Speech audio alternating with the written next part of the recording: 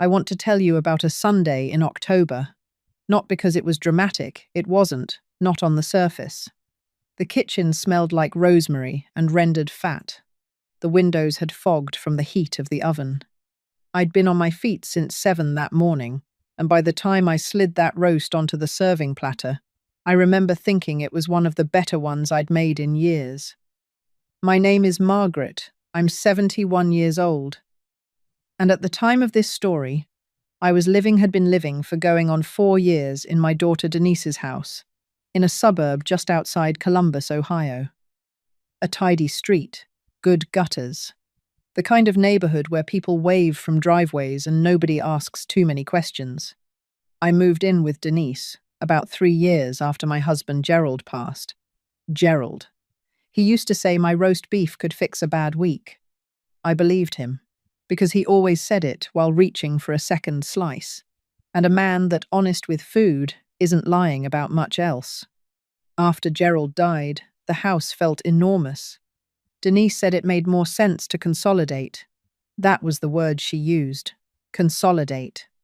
As if 2 lives were balance sheets that needed merging. I told myself it was practical. I told myself that for quite a while. Some people mistake silence for permission. I didn't know that yet, but I would. That Sunday, the family had gathered. Denise, her husband Carl, their 2 teenagers, and Lily. My granddaughter Lily. She's 26 now, the daughter of my younger daughter Anna, and she has her mother's eyes and her mother's way of watching a room without appearing to. Anna passed 4 years ago, a thing I still haven't found the right-sized words for. Lily drives up from Clintonville when she can, and when she walks through a door, something in the room arranges itself into something warmer. I had cooked the entire meal that day. The roast, the potatoes, the green beans with the slivered almonds, the way Gerald liked them. Even though Gerald had been gone 11 years, I still make them that way. Lily had offered to help when she arrived. I told her to sit and rest her feet. She sat, but she didn't rest. She talked to me while I worked, the way her mother used to, and it made the kitchen feel inhabited again rather than just operational. The meal was ready at 2:30. I began carrying dishes to the table. That's when Denise said it. She said it quietly, I'll give her that. She wasn't shouting. She was standing near the hutch, adjusting a centerpiece she'd bought at a home goods store. And she said it, the way someone announces a parking rule. Mom, why don't you wait until everyone's been served before you fix your plate? You can eat after. I stopped. I set the gravy boat down on the trivet. Lily, from her chair at the table, went very still. I noticed that. I noticed her hands stop moving. I didn't say anything, not immediately. I stood there in my own kitchen, or rather, in Denise's kitchen. In Denise's house, where I had lived for 4 years and cooked what felt like hundreds of meals, and I let what had just been said settle into me. Not the words exactly. What was beneath the words? You eat last, you wait, you are a guest here in a service capacity. I looked at the roast on the platter. I had tied it myself, with kitchen twine, the way the butcher at Kroger showed me years ago. I had basted it every 40 minutes. The herbs were from the small planter. I kept on the back windowsill, the one Denise had once suggested I move, because it blocked some of the light she preferred. I picked up the platter. I didn't say I was leaving. I didn't announce anything. I simply walked to the front closet, took my coat off the hook. Mine was the one pushed to the very end. Behind the winter things nobody used, put it over my arm, walked to the front door, and left. With the roast, I drove to my own house. The one I had never sold. The one that sat 15 minutes away on Clover Street, tenanted by a quiet retired couple who paid on time and left the yard exactly the way they found it. They'd mentioned some weeks earlier they were moving to be closer to their son in Tucson. The house was empty now. I had a key. I let myself in. I set the roast on the kitchen counter. I stood in the quiet, and something settled. I'm not sure I can name it precisely. It was more like the sound a room makes after a long conversation ends. and you realize you've been sitting in an uncomfortable chair for hours and simply hadn't noticed until the moment you stood up. I stood up. That evening, in a house that smelled of old wood and the particular stillness of an unoccupied space, I ate the roast by myself at the kitchen table. I didn't have potatoes. I didn't have the green beans. I ate it with a fork I found in a drawer, without ceremony, and it tasted like something I had made for myself on purpose. That was new. I want to be clear about something. I didn't walk out in anger. Anger is loud, and what I felt was not loud. It was more like clarity arriving after a long delay, like a letter that was sent years ago and finally showed up. And sitting there, alone in that quiet kitchen, I began to understand that the dinner wasn't the problem. The dinner was simply the moment I finally paid attention. I didn't go back that night. Denise called twice. I let it ring. Carl called once, which surprised me, because Carl rarely inserts himself into anything that might require him to take a position. I let that ring too. The third call was Lily, and I answered it on the second ring without thinking the way you answer for certain people before your mind catches up with your hand. She didn't ask where I was. She just said, "Grandma, are you okay?" I said, "I'm at the house on Clover Street." She said, "Good." Just that one word, "good." And then she asked if I needed anything brought over, and I said no. I had enough for the evening. She said she'd call me in the morning, and we hung up. I sat with the phone in my lap for a moment and thought about how much a single word can hold when it's the right word from the right person. Good. That night I slept in the guest room because the master bedroom had no linens. The mattress was bare. I found a folded, moving blanket in the closet, the kind with the silver lining, and I spread it over myself, and I slept better than I had in months. I don't entirely understand why. The room was cold. The blanket was impractical, but the stillness was mine, and I think that made all the difference. In the morning, I made coffee with the old percolator I'd left behind when I moved. I'd forgotten I owned it. Denise had a machine that required pods and a specific app on her phone to operate, which always struck me as a complicated relationship to have with something as straightforward as coffee. This one just needed water and grounds and time. It made a sound like it was working, which I found reassuring. I stood at the kitchen window and looked out at the backyard. The garden beds were overgrown. The rose bush along the fence, a climber I'd planted. The year Gerald and I moved in, 1987, had grown ragged and reaching. The way things do when nobody tends them, but they refuse to die anyway. I thought about how I had come to be where I was. Not in the kitchen, on Clover Street. I mean how I had come to be the kind of woman who gets told to wait to eat at a table. She set herself. In a home she helped fund with 20 years of savings and a life insurance policy she'd carried since 1994, and says nothing. The first memory came the way memories do. Not invited, just present. It was about 8 months after Gerald passed. I was still in this house. The kitchen was the hardest room. I used to stand in it and not know what to cook for one person, which sounds like a small thing, but it isn't. Gerald had eaten everything I made, enthusiastically and without preference, which meant I had always cooked freely. Cooking for one requires a decision about what you want. And grief has a way of making that question feel completely unanswerable. Denise came over on a Tuesday. She let herself in. She had a key for emergencies, had always had one, and she found me standing in front of the open refrigerator, not taking anything out. She put her hand on my shoulder and said, "Mom, you can't keep doing this to yourself." I remember the refrigerator light on my face, the cold air against my arms, a container of leftover soup I'd made 4 days earlier and kept meaning to eat. I didn't ask what this meant. I should have asked. Instead, I nodded, and she made me a cup of tea, and somewhere in that quiet afternoon she began talking about consolidating. I thought she was trying to help. I believed that entirely. And to be fair, I think she did too, at the start. But there's a kind of help that looks after you, and a kind that gradually repositions you. And it can take years to understand which one you actually received. The second memory arrived while I was pulling weeds from the near garden bed. I hadn't planned to garden that morning. I'd gone outside for air and found myself kneeling in the dirt with my hands already working.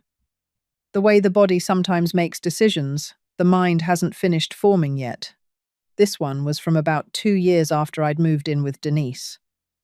I had a financial advisor, a man named Thomas, who had managed Gerald's retirement accounts and then mine after Gerald passed. He was careful, unhurried, the kind of man who explained things twice without making you feel as though you needed it.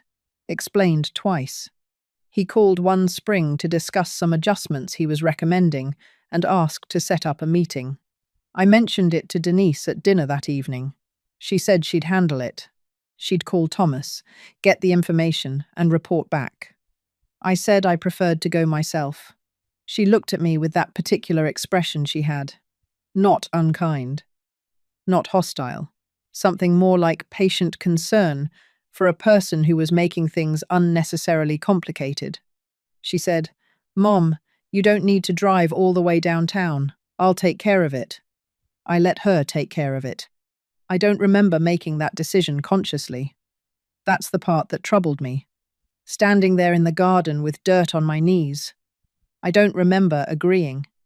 I remember meaning to push back, and then the moment passing, and Denise already on the phone with Thomas's office, and the conversation moving on to something else entirely.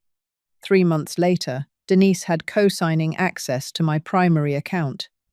I had signed something. I know I had. I remember a form on the kitchen table, a pen in my hand. Denise explaining that it was for convenience in case something happened, so she could manage things without the delay of legal process. It sounded reasonable. The kind of thing you sign because the afternoon is already long and the explanation is tidy and you trust the person holding the pen out to you. At the time, I didn't think much of it. Later, I understood that moment mattered more than I realized. The third memory came that afternoon, when I found a box of Gerald's jazz records in the hall closet. I hadn't known they were still here. I thought Denise had moved everything to storage when we packed up.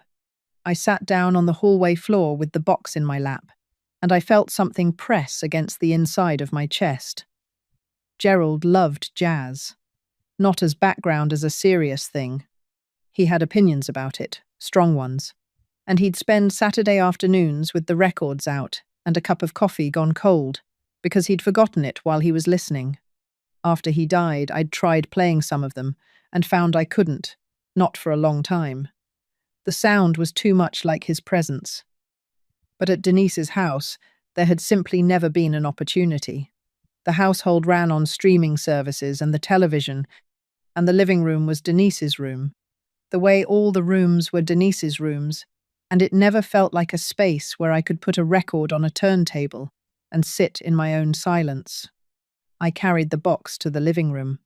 The turntable was still there, dusty, but present. I put on Coltrane, A Love Supreme. Gerald's most worn record, the sleeve repaired twice with tape along the spine. I sat in the armchair by the window and I cried, briefly and without apology. And then I stopped and just listened. And while I listened, I began to think seriously, perhaps for the first time in years, about what I actually owned, what I had access to, and what had quietly left my hands without my full understanding. That was the evening I called Lily back. I told her I was thinking of staying at the Clover Street house for a while. I told her I had some things I wanted to look into. She was quiet for a moment, and then she said, "Do you want me to help you find a lawyer?" I asked her how she knew I was thinking about a lawyer. She said, "Because you said things I want to look into," in the voice Grandpa used when he'd already decided something. I had to laugh at that. Gerald's granddaughter. Anna's daughter. I said yes. I said I thought a lawyer would be a good place to start. And for the first time in a long time, I felt like I was the one deciding where to start. Lily found the lawyer. Her name was Patricia Osei. "Patricia," she said, When we shook hands, not pat, she had an office on Neil Avenue, second floor of a narrow building that had probably been a dental practice at some point, judging by the layout. The waiting area had good chairs. Solid ones, not the kind that suggest the business is still finding its footing. I noticed that.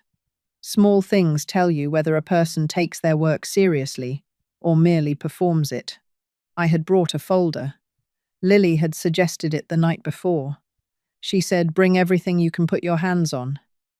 Bank statements, account records, anything with your signature on it from the past 4 years. I had spent the previous evening going through the papers I'd kept in a fireproof box in the bedroom closet here on Clover Street. Gerald had insisted on that box. He said the things that matter should be harder to lose than the things that don't. He was right about that. I had my original account statements, the deed to the Clover Street house, Gerald's estate documents, and the record of the life insurance settlement.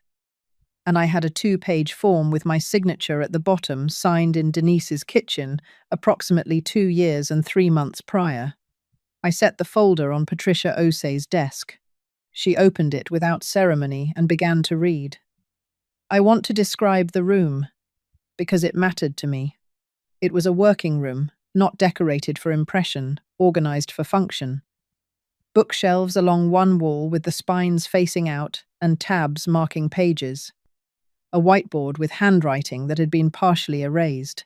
2 windows that looked onto the street below, where a delivery truck was idling and a man in a grey jacket was checking his phone. Patricia read without rushing. She turned pages at a pace that told me she was actually reading them, not scanning, not skimming.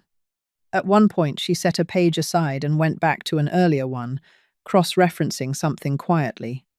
I waited. I had brought a small bottle of water, and I drank it slowly. Lily sat beside me. She didn't speak. She had that quality Anna had it too, of being present without requiring the room to accommodate her. After perhaps 12 minutes, Patricia looked up. She said, "Mrs. Calloway, I want to ask you something directly, and I'd like you to take your time before you answer." I told her to go ahead. She said, "When you signed this account authorization form," she tapped the 2-page document, "were you told it included full transactional access? Or were you told it was an emergency authorization?" I looked at the document. I said, I had been told it was for convenience, in case something happened. She nodded slowly. Then she turned the form to face me and pointed to a clause in the second paragraph. She read it aloud, calmly, deliberately. The way you read something when you want to make sure every word lands where it should. It authorized co-signatory transactional access with no ceiling on withdrawal amounts and no requirement for dual approval. I read it myself after she read it aloud. Then I read it again. Patricia said, "This is not an emergency authorization. This is full account access. Do you understand the difference?" I said I did. She said, "Has money moved out of this account in amounts or patterns you weren't aware of?" I said, I hadn't been reviewing the statements carefully. Denise handled the correspondence. The paperwork came to Denise's address. Patricia wrote something on her yellow pad. I sat with that for a moment. The paperwork came to Denise's address. I had redirected my mail when I moved in, and I had never redirected it back. And somewhere in the ordinary logistics of that, I had also redirected my oversight. That's when the room went quiet. Not literally, the delivery truck was still idling outside, but something in the conversation dropped to a lower register. The way a doctor's office goes quiet when the doctor stops making small talk and begins choosing words carefully. Patricia requested 3 months of statements pulled directly from the bank, not copies from Denise's files directly from the institution. She said we needed to see the full, unfiltered transaction record. She also asked about my will. I told her I had one. Drafted in 2009, updated once in 2014.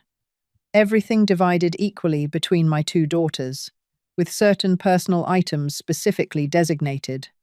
Anna had passed in 2021. I had not updated the will since. Patricia asked who the executor was. I told her. It was Denise. She wrote that down too. Unhurried, just noting it the way a person notes something that will need to be addressed in order, but doesn't require alarm in this particular moment. She said, "We're going to want to revisit the will, and we'll want to establish a trust." A brief pause. "There's also a durable financial power of attorney, depending on what the bank statements show. Yours may need to be reviewed or revoked entirely." I asked how long all of this would take. She said, "That depends on what we find. But the first step is the bank, and that we can begin today." We went to the bank that same afternoon. Not Denise's branch, the one I'd been using since I moved in. The main branch downtown, where I had held my original account before the move, before the mail redirect, before the form on the kitchen table. The branch manager was a younger man named David. He had the careful, measured demeanor of someone trained to be calming in situations that might not stay calm. Patricia had called ahead. He was expecting us. He pulled up my account. He turned the screen slightly so I could see it. I looked at the transaction history for the past 18 months. There were recurring transfers. Monthly. A consistent amount, not enormous on its own, but consistent, and going in one direction. Moved from my primary account to an account I did not recognize. There were also several larger withdrawals, irregular in timing, but not in authorization. Because the authorization was already in place, on that 2-page form, signed in a kitchen on a Tuesday afternoon when I was standing in front of an open refrigerator, not taking anything out. I kept my face even. I had decided before I walked in that I would do that, keep my face even, regardless of what I saw. Because composure is a form of clarity, and I needed to be clear. Patricia asked David to print the full statement history going back to the date the authorization was signed. He said he could have it ready within the hour. We sat in the small waiting area near the front window. Lily had slipped out while we were with David and came back with 2 coffees from the place across the street. She didn't ask what we'd seen on the screen. She handed me a cup, sat down beside me, and said, "There's a very pushy pigeon on the windowsill out there. He's been staring at me for a solid 2 minutes." I looked at the pigeon. He was, in fact, staring. I said, "Gerald would have fed him." Lily said, "I know." We sat there with our coffees and we waited for the paperwork. The statements were 43 pages. Patricia took them. She would review them at her office and prepare a formal summary. She told me what to expect next, a letter to Denise's attorney if she had one, or directly to Denise herself, outlining the steps we would be taking. She said Denise would likely respond. She said that response was not a problem. Procedure is not deterred by response. On the way to the car, Lily said quietly, "Are you doing okay?" I thought about it honestly before I answered. I didn't want to give her the automatic version. I said, "I think I'm doing better than I have in about 4 years." She looked at me for a moment. Then she said, "Mom would have been very loud about all of this. You know how she was." I did know. Anna had been warm, but she was never quiet about things that were wrong. She would have been on the phone before the ink dried, probably before the pen was capped. I said, "I know, but I think she'd approve of the lawyer." Lily smiled at that. She said, "Patricia seemed like she doesn't lose." I said, "No, she didn't seem like the losing type." We drove back to Clover Street. I made dinner, simple things, eggs, toast, a cup of soup from a can I found in the pantry. I ate at the kitchen table, in the good chair by the window, and I looked out at the overgrown garden in the fading light. The rose bush along the fence had grown ragged and reaching. Wild in the way of something that has been left alone too long but is not willing to stop growing. Not willing to stop reaching for something, even without direction, even without anyone watching. Some things persist without permission. That thought stayed with me long after the light was gone. The call from Denise came on a Wednesday. I had been expecting it. Patricia had sent the formal letter on Monday, certified mail, return receipt requested. I know because she called me when it went out and told me exactly what it contained. It outlined the account review, the request for a full transaction reconciliation, the intent to revoke the co-signatory authorization, and the notice that the existing will and power of attorney arrangements were under legal review. It was a calm letter, Patricia said. Informational, not aggressive. Denise did not receive it as a calm letter. She called at 8:43 in the morning. I know the time, because I was sitting at the kitchen table with my second cup of coffee and the Coltrane record playing low. And I looked at the clock on the stove before I picked up. I had started doing that again, paying attention to small details. The kind of attention that had gone soft in me over 4 years, of letting someone else manage the logistics of my own life. I answered. Denise said, "Mom, what is this?" Not a question, a statement shaped like one. I said, "Good morning, Denise," she said. "I got a letter from a lawyer, your lawyer. Can you tell me what's going on?" I said, "Patricia Osei is handling some financial and estate matters for me." The letter explains the specifics. There was a pause. I could hear her moving through her house, that particular rhythm of someone who needs motion to manage feeling. Footsteps, a door, the sound of a chair being pulled out and not sat in. She said, "I have been managing your finances for 4 years. I have been paying your bills. I have been making sure everything was handled." I said, "I know, and I appreciate that you were helping. I'd like to take that back now." Another pause. Longer this time. She said, "You'd like to take it back?" I said, "Yes." She said, "Mum, do you have any idea?" And then she stopped herself and started again. "Who put you up to this?" "Was it Lily?" I said, "I made this decision."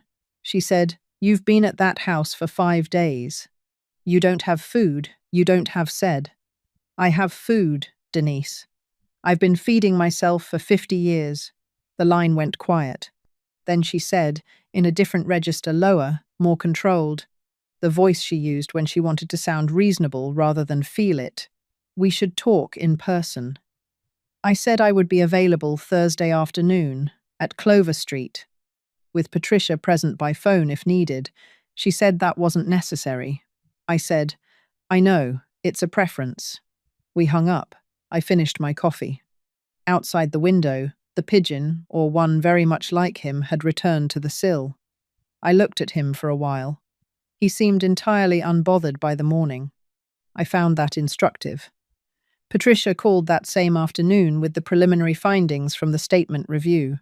The recurring transfers, 18 months of them, the same amount each time, same destination, totaled just under $14,000. The larger, irregular withdrawals brought the full figure to somewhere between 22 and 24,000, pending final reconciliation. The destination account was a joint account held in Denise and Carl's names. I sat with that number for a moment. $22,000, not a devastating sum in isolation. But it was mine, and it had moved without my active knowledge, authorized by a form I had signed without fully reading. In a kitchen, in a grief-softened moment. When I was not paying careful attention to my own life, Patricia said the bank had flagged the authorization for internal review, given the circumstances. She said the phrase, elder financial abuse, existed as a legal category, and she wanted me to understand that not to alarm me, but to make sure I understood the full range of what the situation might encompass. I asked what the process looked like from here. She said the first step was revoking the authorization, which was already in motion. The second was a formal demand for reconciliation. The third, depending on Denise's response, could involve the county probate court, or it could resolve through direct negotiation. She said she'd seen situations like this go both ways. I asked which way she thought this one would go. She said, "I think your daughter is going to realize fairly quickly that the paperwork doesn't support her position." She said it without drama. Just as a fact, the way you state something when the documentation is clear and the record is what it is. Feelings about it are beside the point. The paperwork already had my name on it, and now, so did the process. Thursday came. Denise arrived at Clover Street at 2 in the afternoon. She came alone without Carl, which I noted. She stood on the front porch in her good coat, the charcoal one she wore for serious occasions, and when I opened the door, she looked past me into the house, the way people do when they're quietly taking inventory. I let her in. I offered coffee. She declined. We sat in the living room. The Coltrane sleeve was on the side table. She glanced at it, but said nothing. She began with concern. That was the first approach she tried. She was worried about me. I wasn't thinking clearly. The house hadn't been properly maintained. It wasn't safe for me to be here alone.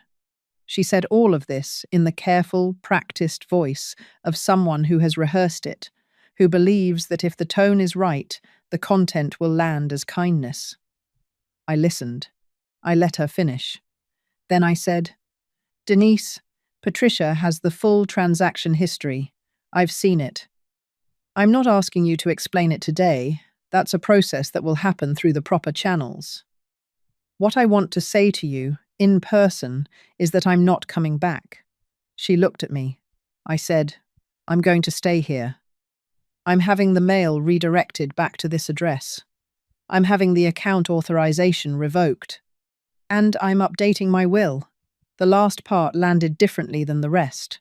I saw it move across her face, a quick shift, there and then controlled. She said, "What does that mean?" I said, "It means I'm making sure my wishes are clearly documented." She was quiet for a moment. And then she said, "Mom, you're punishing me for one dinner." And there it was. The reduction of the whole of it, 4 years, a form on a kitchen table, $22,000 in transfers, a coat pushed to the end of the closet, a garden left to go wild, a woman told to wait her turn at a meal. She had spent all morning preparing reduced to one dinner, one misunderstanding, a single moment taken out of proportion by a woman who wasn't thinking clearly. I said, "I don't think it was one dinner, Denise. I think the dinner was the moment I finally paid attention." She stood up. She said she needed to speak with her own attorney and that I was making a serious mistake. I said that was her right. She left. I watched her car back slowly out of the driveway from the front window. I stood there until it was gone, and the street was quiet again. The house settled around me. The good kind of quiet, chosen, not imposed. That evening, Lily came over. She brought groceries, not because I'd asked, but because she is the kind of person who expresses care through practical action rather than performance. She'd bought rosemary, which made me smile without explanation. She put the bunch in a glass of water on the windowsill next to the old percolator, and it looked like it belonged there. We made dinner together, the two of us, in the kitchen where I'd eaten alone with the roast 10 days earlier. She chopped vegetables, and I made a sauce, and we talked.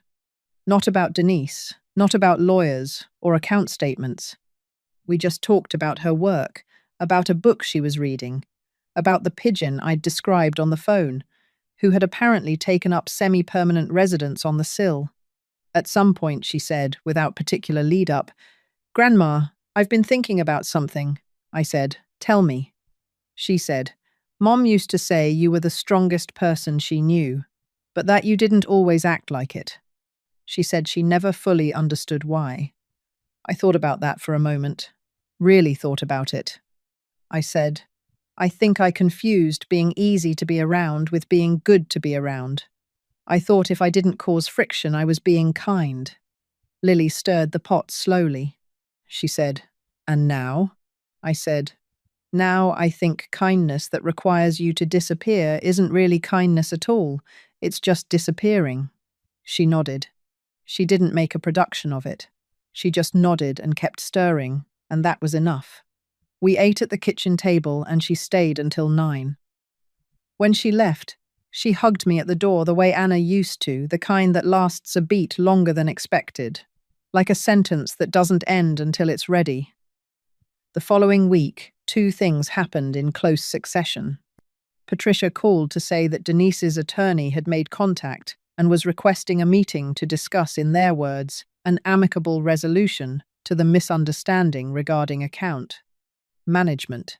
Patricia said the word misunderstanding was doing a great deal of work in that sentence. She said she'd responded by sending the full transaction summary and reiterating our position. And then, 2 days later, I ran into my neighbour Gloria, a woman who had lived on Clover Street almost as long as I had. We hadn't spoken properly in years, not since before I moved. She was walking her dog, and she stopped when she saw me in the yard. She said, "Margaret, I thought you'd sold." I said, "No, I'm back." She looked at the garden and said, "Well, the rosebush will be glad." We talked for 20 minutes on the sidewalk, the way neighbours used to, about nothing important and everything ordinary. She told me the family on the corner had a new baby. She told me the church on Elm Street had started a jazz night on Fridays. She said her granddaughter was taking piano lessons and wasn't very good yet, but was deeply committed to the effort. I laughed at that.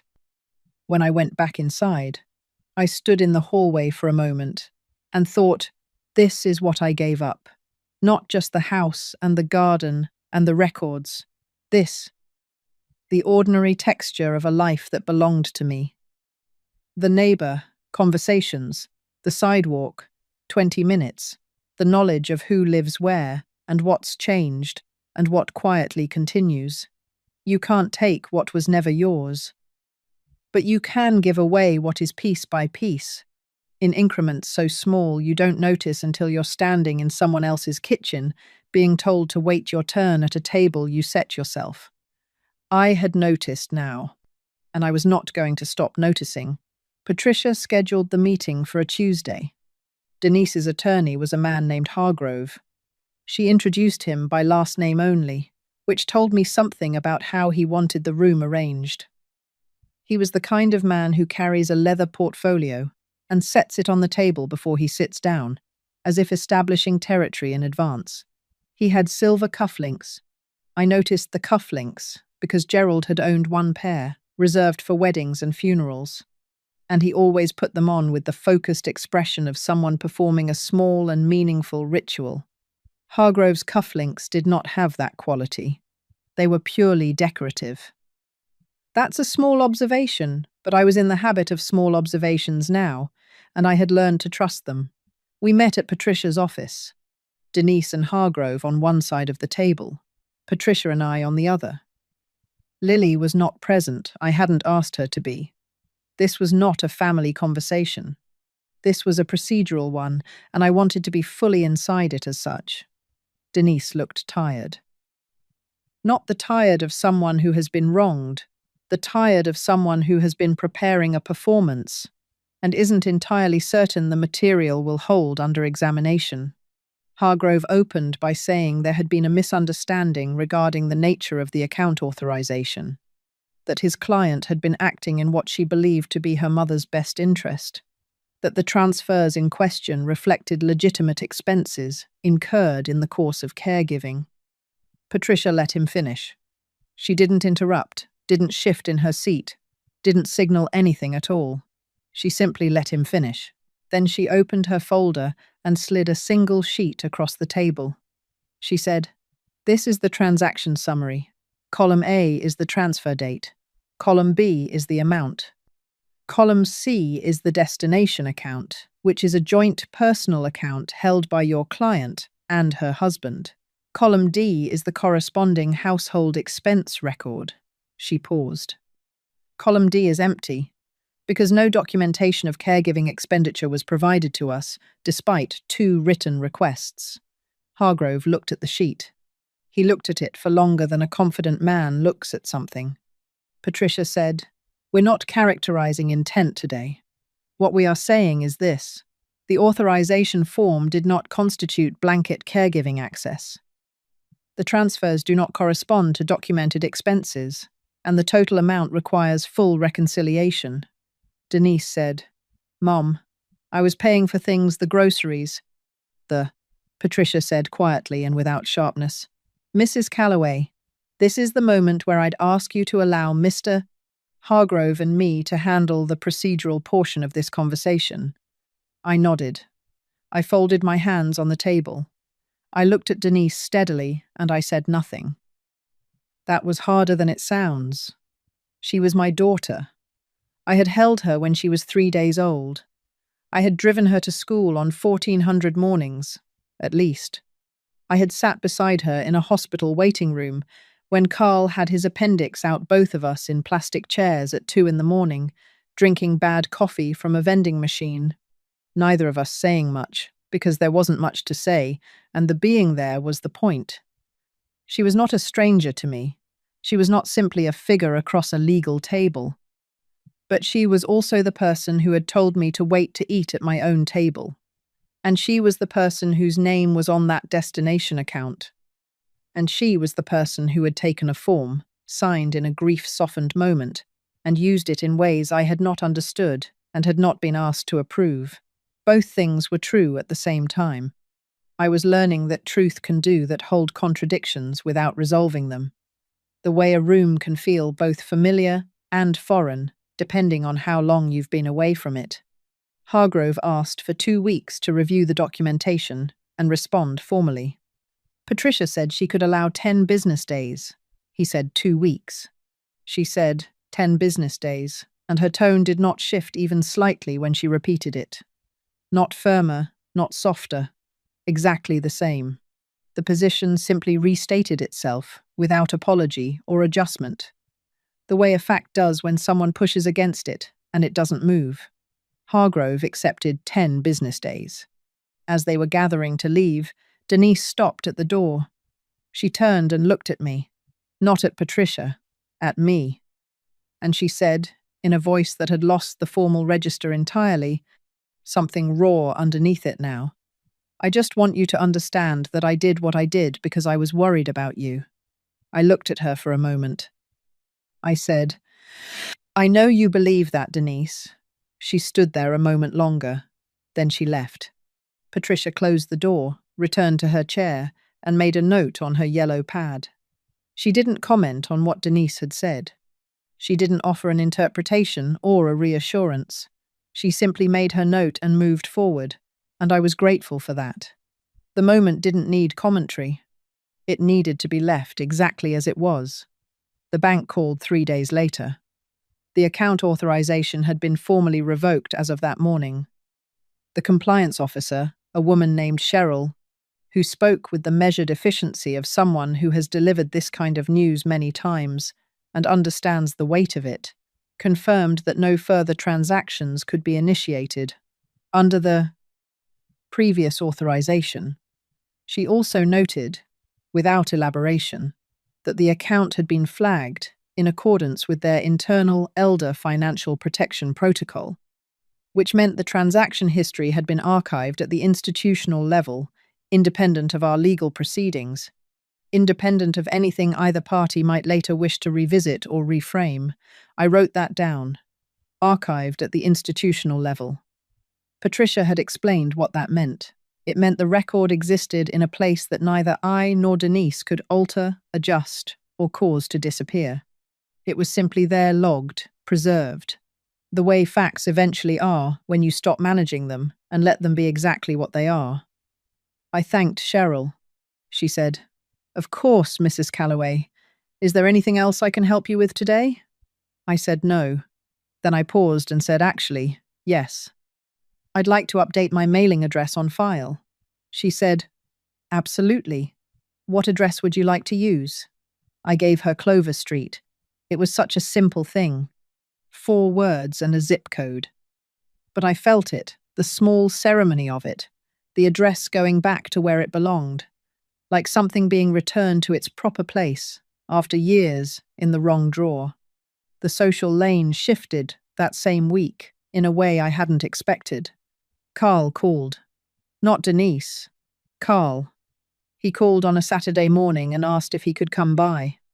His voice carried none of the careful formality of the legal meeting, none of Denise's performance register. He sounded, honestly, like a man who was tired of standing in the middle of something and had decided to quietly step to one side of it. I said he could come by Sunday. He arrived without the portfolio, without the good coat, without anything except himself and a mildly uncomfortable expression. I made coffee percolator, not the pod machine, and we sat at the kitchen table, and he wrapped both hands around the mug the way Gerald used to, and I waited. He said, "Margaret, I want to say something, and I want to say it plainly." I told him to go ahead. He said, "I didn't know the full extent of what was moving through that account. I want you to know that.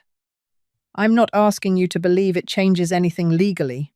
I'm not asking you to do anything with it at all. I just wanted you to hear it from me directly." I looked at him carefully. Carl was not a complicated man. He was someone who avoided conflict to the degree that he sometimes avoided clarity right along with it. And I had always thought that was his most significant limitation, as a husband and as a person. But he was not dishonest. I had known him for 31 years, and he was not a dishonest man. I said, "I appreciate you telling me." He nodded. He said, "Denise handles things. She's always handled things. I should have paid closer attention to what she was handling." I said, "Yes, just that." He didn't need more from me, and I didn't have more to give on the subject. It had been said. It had been heard. That was enough for the moment. He drank his coffee. He said the house looked good. Then he asked about the rose bush, which surprised me, genuinely, because I hadn't known Carl paid attention to the garden. He said he remembered it from the early years, when he and Denise used to come for Sunday dinners. He said it had always been the first thing you noticed coming up the front walk. I said it was overgrown, but it would come back with attention. He said he believed that.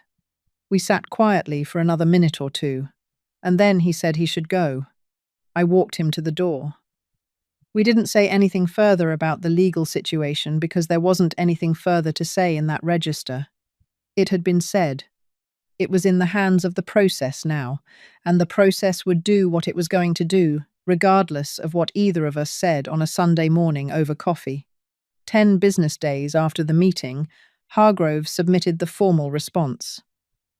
Patricia called me the evening she received it.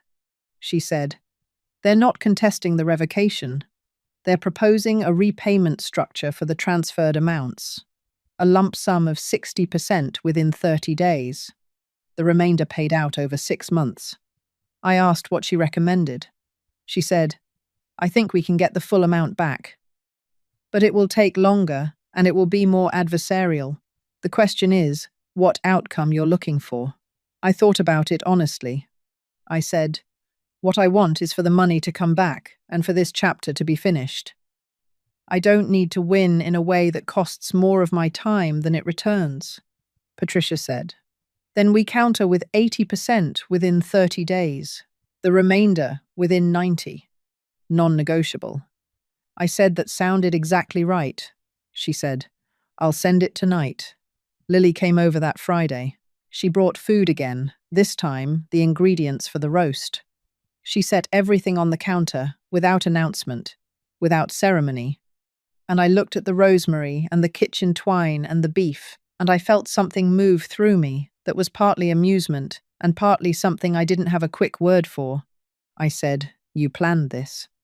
She said, "Grandma, I just bought groceries." I said, "You bought the exact groceries?" She smiled, the unhurried kind, the kind that knows it's been caught and doesn't particularly mind. She said, "Mum used to say your roast was the meal that meant everything was going to be okay. That, when you made it, whatever the week had been, it was going to be fine." I stood at the counter for a moment with the rosemary in my hand. I said, "Your mother was right about most things." Lily said, "Almost everything." We made the roast together. She tied the twine while I seasoned. I showed her how to tuck the herbs underneath the string, so they stayed pressed against the meat through the whole cook, releasing slowly all the way through. And she watched the way she watched everything, with that particular careful attention that makes you feel your knowledge is worth something, that it deserves to be passed on.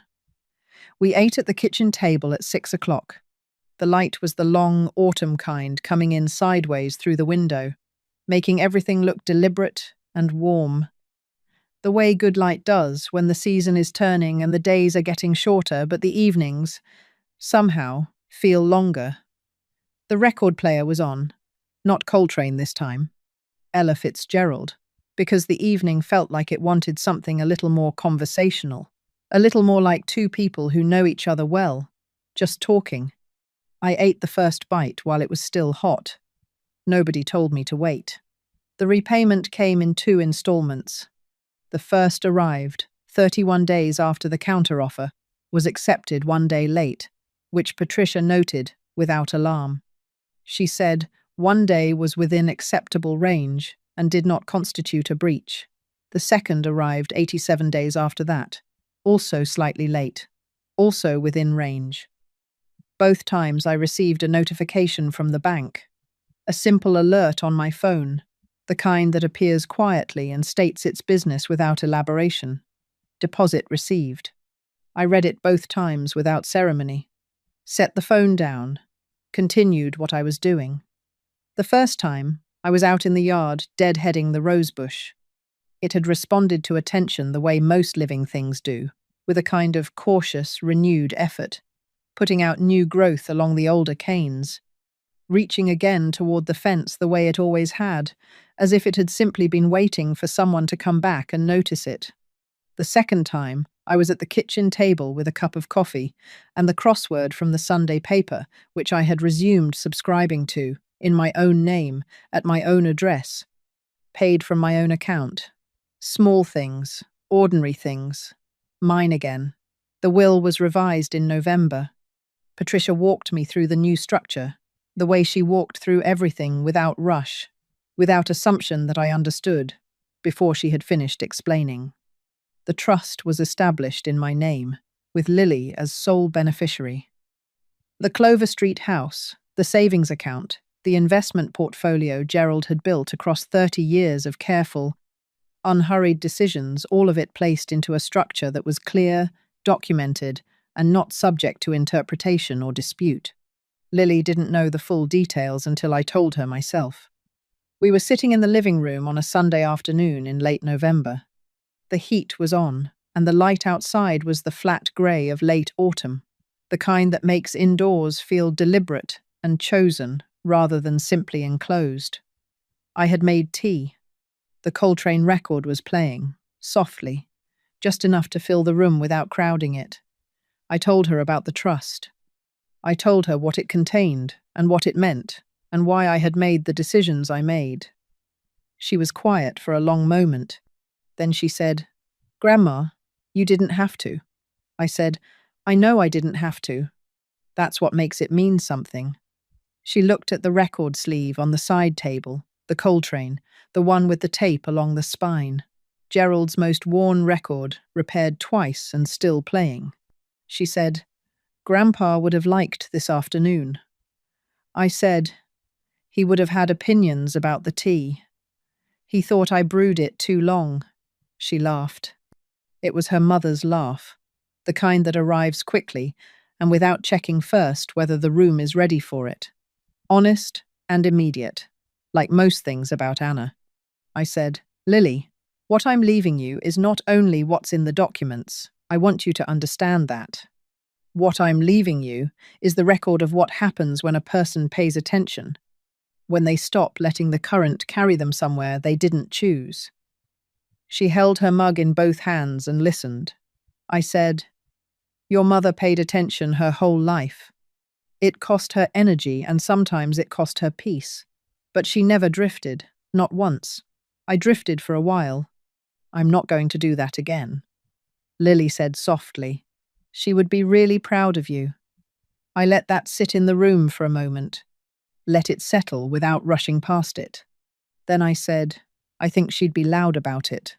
Lily said, "So loud." We sat with that, with Anna between us in the way she always was, present and warm and slightly more certain about everything than either of us, and the record played on, and the tea went a little cold, and neither of us moved to do anything about it. I moved into the apartment in January. Not because I had to leave Clover Street, I didn't have to. The tenants were gone, the house was mine.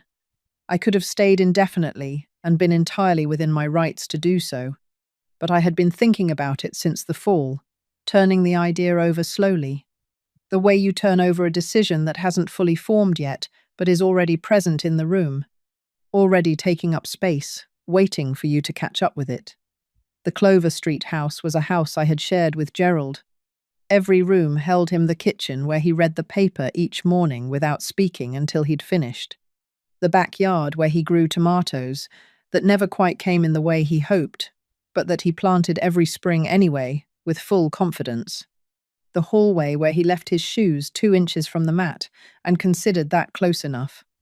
I loved that house. I would always love it. But I began to understand that what I needed now was not a return to the past, even a good past, even a beloved one. What I needed was something that was entirely forward-facing, something that began here, in this chapter, with no previous story attached to the walls.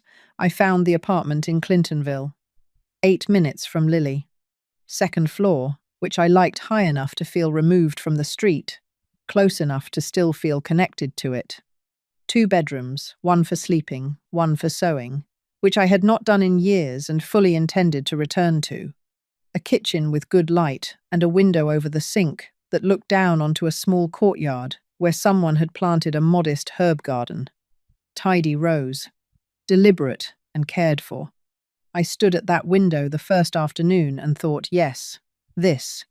I brought the records, I brought the percolator, I brought the rose clippings, wrapped carefully in damp paper, to root in pots on the new balcony when the weather turned. I brought Gerald's photograph from the Clover Street hallway and placed it on the bookshelf in the living room, where I could see it from the reading chair. I brought myself, what remained of the version I had been before, and everything I had become since October.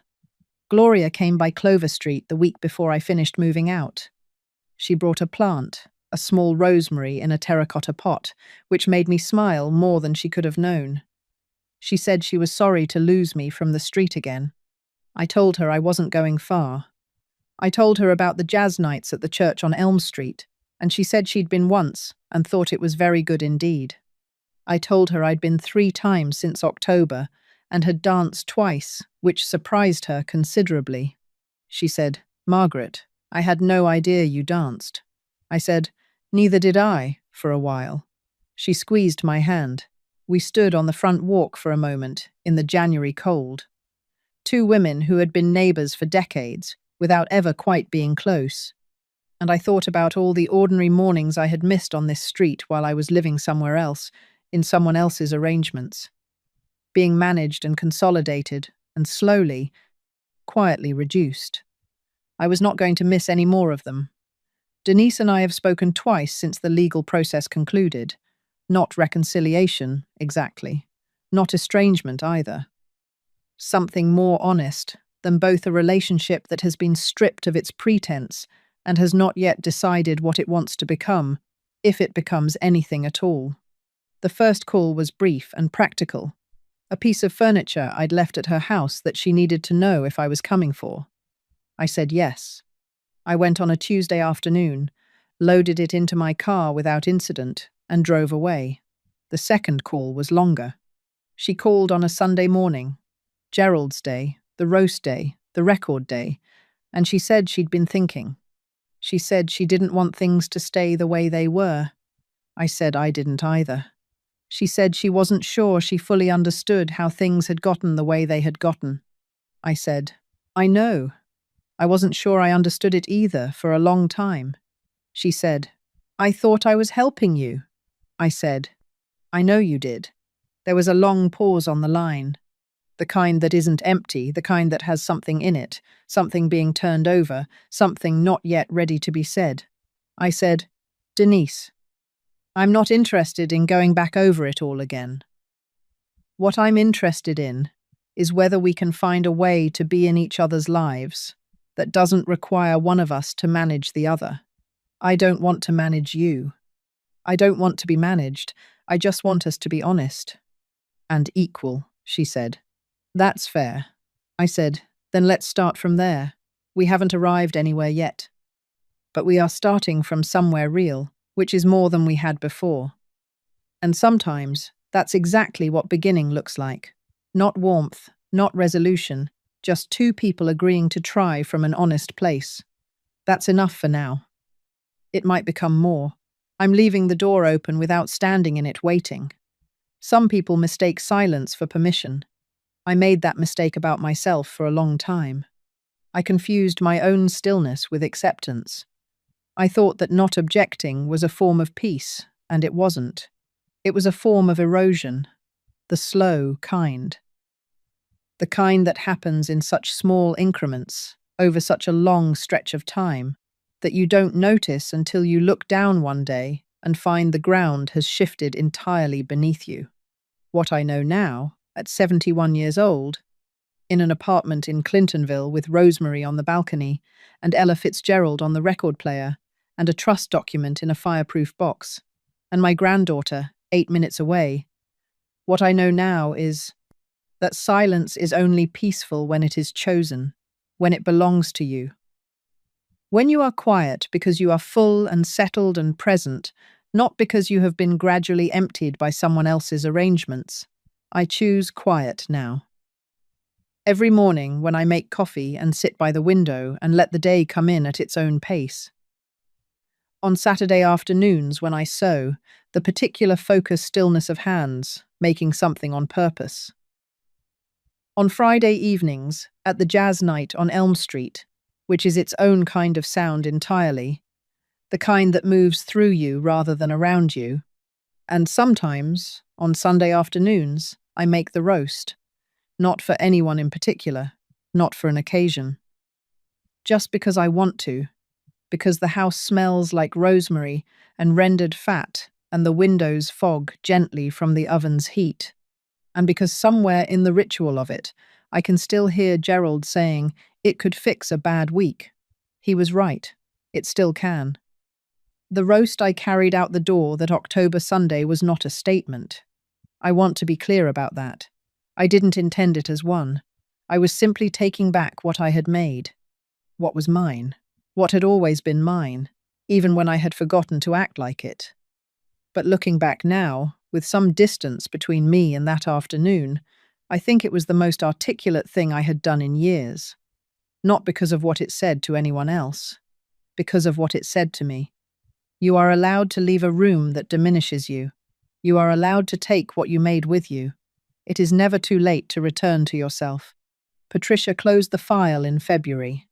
She called to let me know that was the kind of lawyer she was.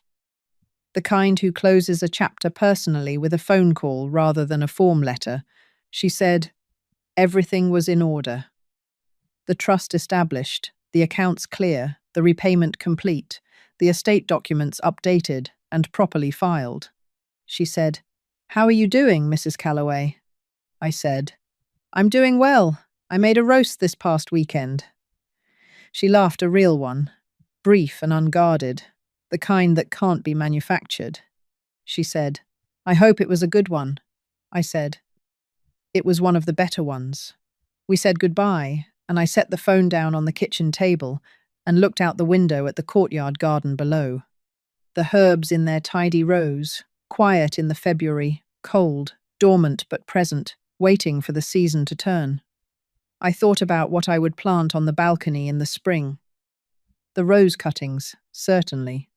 But something new as well, something I hadn't grown before, something that belonged entirely to this chapter and not to any previous one. That felt right. That felt like exactly the right way to begin. If any part of this story felt familiar to you, if you have ever found yourself being quiet when you meant to speak, or still when you meant to move, or shrinking into the edges of a life that was supposed to be yours, then you already understand what this is really about. It isn't about money or lawyers or documents, though those things matter and those things were necessary. It's about the moment you recognize the shape of your own life and decide fully, finally, without apology, to live inside it again. That moment is available to you at any age. I found mine at 71, in a cold house, with a roast on the counter and a record player in the corner, and a granddaughter who answered the phone and said one word that held everything I needed to hear. Good. That's where I'll leave it.